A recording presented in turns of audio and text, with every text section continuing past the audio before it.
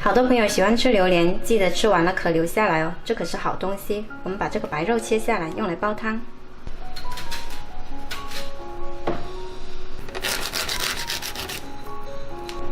取下来的白瓤呢，再把它切成大块。接着把老鸡冷水下锅焯一下水，加入几片姜，少许料酒，瘦肉切成大块。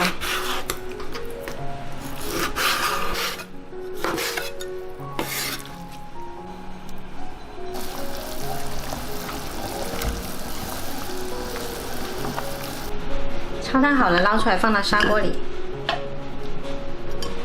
加入榴莲白肉，切成块的瘦肉，再来几颗红枣。家里有五指毛桃呢，可以加多几根五指毛桃进去，这样煲出来的汤呢更浓郁。最后加入适量清水，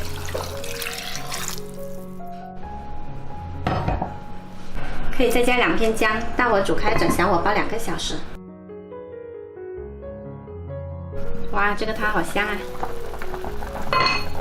汤煲的差不多了，加入枸杞，再煲5分钟。最后加盐调一下味就可以喝啦。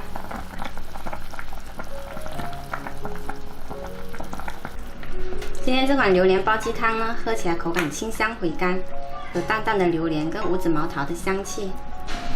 榴莲肉滋补，榴莲壳清热，这款汤呢润而不燥，喜欢的朋友可以试一下哦。